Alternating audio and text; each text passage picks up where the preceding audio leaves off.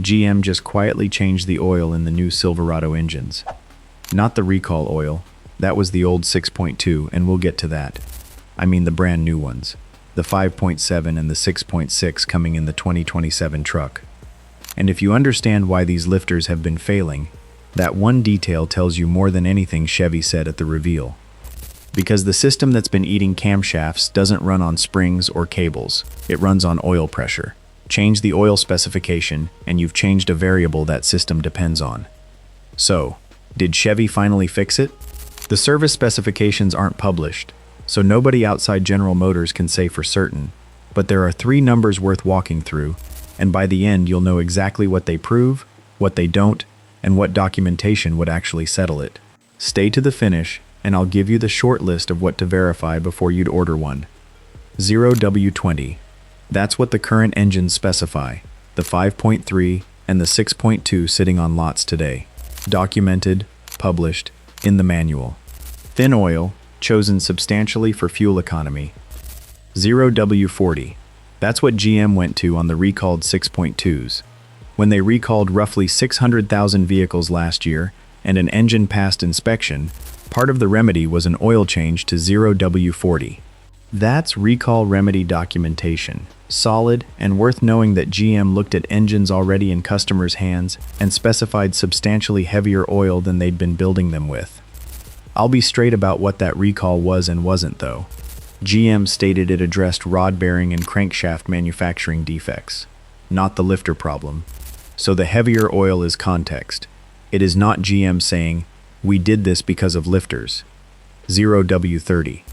And that's what the new Gen 6 engines are reportedly specified for. Reported, not confirmed, not published in service documentation, not something I can hand you a GM page for. Credible reporting, sitting one tier below the other 2 numbers. I want that clear now rather than 90 seconds from now, because the whole video depends on you knowing which shelf each of these sits on. So the honest summary so far, 2 documented figures, 1 reported figure, and a sequence that's interesting rather than conclusive. Now, why would an oil grade matter this much on these particular engines? Everybody knows cylinder deactivation shuts down half the cylinders. Here's the part that matters. It does it with switching lifters. Lifters with internal pins that collapse on command so certain valves stay shut. And those pins are moved and held by oil pressure. That's the design dependency. On these engines, oil isn't only lubrication.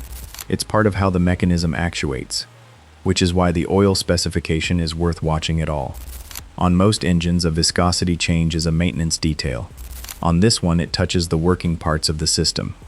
When a pin doesn't return the way it should, the lifter can stay collapsed, and that can lead to a tick, a misfire, or a rough idle. I'll be careful here, because plenty of things tick on a truck. A noise by itself doesn't identify a lifter. It's a symptom that warrants diagnosis, not a diagnosis in itself. But when it is the lifter, the concern is what follows. A stuck lifter can damage the camshaft lobe it rides on. That doesn't happen every time, and not every case becomes an engine-out repair. What it means is that the failure has a path to get worse, which is why owners take a persistent tick seriously. Now here's where I have to be disciplined with you, because this is where most coverage will go wrong. A heavier oil is not automatically better for a hydraulic system. Thicker oil holds a stronger film at temperature. That's the argument for it. But thicker oil can also respond more slowly in a hydraulic circuit, and these lifters depend on fast, precise hydraulic actuation. Viscosity interacts with pump strategy, clearances, oil temperature, and the lifter design itself, and none of that is public for the Gen 6. So I'm not going to tell you 0W30 means they solved it. What I'll tell you is this. On an engine whose known weak point is hydraulically actuated, a change in specified viscosity means somebody made a deliberate lubrication decision. That's a clue worth following. It is not an answer. So where does that leave us? The reported oil change is genuinely interesting, and it tells us nothing about the hardware. Which brings us to what GM actually said, and more importantly, what they didn't. Take the thing you actually came here for first, the valve train. GM has published no service specifications for the cylinder deactivation components in these engines. No lifter design. no control method. Reporting indicates the Gen 6 engines do include cylinder deactivation. That's reporting. Same shelf as the oil figure, not a GM specification sheet. So on the central question, we have second-hand indication and no primary documentation. That's the honest state of it. What is confirmed? Chevrolet revealed the truck on the 16th of June. The 5.3 and 6.2 are replaced by an all-new 6th-generation small block family, a 5.7 and a 6.6. Production starts later this year. GM claims the 6.6 will be the most powerful naturally aspirated V8 in its class. What's reported but unconfirmed? The engine codes: L76 for the 5.7, L78 for the 6.6, and the 0W30. And what's simply unpublished: horsepower, torque, towing, payload, pricing. GM has claimed the most powerful naturally aspirated V8 in the class, without yet publishing the number that proves it. Then there's the patent people keep pointing at, and it deserves about 40 seconds. GM filed an application describing a variable displacement valve train using rocker shaft porting and insert sleeves, with hydraulic pressure disengaging valve actuation on selected cylinders. Written for pushrod engines with rocker arms. Why it caught attention? The current system's weak point is at the lifter. A design that handles deactivation at the rocker moves that job away from that exact component. 4 steps, in order. The patent exists. It describes a different approach. That approach could theoretically matter, for the reason I just gave. And a patent doesn't establish production use. Manufacturers file constantly for ideas that never reach a dealer lot, and no published document ties this filing to a production Silverado.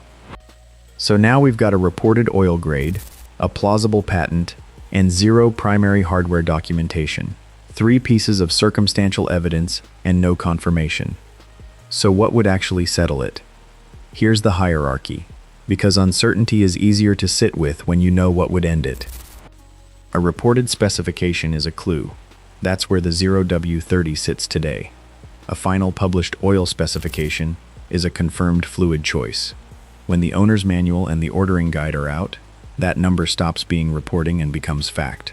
That's weeks or months away, not years. Production valve train documentation is hardware evidence, service information, parts diagrams, technical manuals. That's what would tell you whether the lifters changed, whether the patent reached production, whether the control strategy is different. Until that exists, nobody has an answer, including the men making confident videos about it. And long-term owner and service data is reliability evidence. That's the only thing that ever proves an engine is durable, and it takes years. No shortcut exists. Notice where that puts us. The oil is the first rung of a 4-rung ladder, encouraging and early. So here's the checklist I promised, in order of how much it's worth. First, confirm the specified oil from the owner's manual or the ordering guide once they're published. If it comes back 0W30, the reporting holds. Something else, that's worth knowing too. Second, find out whether the production engine uses cylinder deactivation, and look for it in the ordering guide or build documentation rather than in a conversation. This isn't about distrusting a salesman. Before launch, that information may genuinely not be at his desk yet, and I don't know is an honest answer. The point is simply not to make a purchase decision on a verbal assumption about something this specific. Third, if service information is available by the time you'd order, look at what performs the deactivation function. That's the hardware question, and it's the one that matters most. Fourth, read the powertrain warranty. What's covered, how long, what's excluded. On an engine with no field history, the coverage terms are your practical protection. And fifth, keep the honest limit in mind. None of the above tells you how these engines age. That takes years of owners driving them, and it can't be shortcut by any amount of paperwork. So, did they fix it? Here's the answer, and it's about the evidence rather than the engine. Reporting suggests the deactivation system is still present, and no primary documentation confirms or denies it. The reported move to a heavier oil on an engine whose weak point is hydraulically actuated is the first concrete sign anyone has that lubrication got attention. That's genuinely encouraging. What's unproven is everything that would matter more: the lifter design, the control strategy, whether the patented approach reached production. What would change my assessment is simple: published service documentation on the valve train. Not a headline, not a leak. Documentation. And what only time can establish is whether any of it works. Here's the thing about the men watching this. You've kept trucks alive that other people wrote off, and you didn't manage that by believing the first thing you were told. You checked, and you waited for evidence. Same rule here, and now you know exactly what evidence to wait for. When GM publishes the specifications, I'll cover them. And if these engines genuinely solved it, I'll be glad to say so. Now I want to hear from you, and I mean both sides of it. If you run cylinder deactivation, give me your model year, your mileage, what oil you run, and whether you've had trouble or whether it's been trouble-free. That last group matters just as much. There are men shopping right now who deserve the honest spread, not just the failures.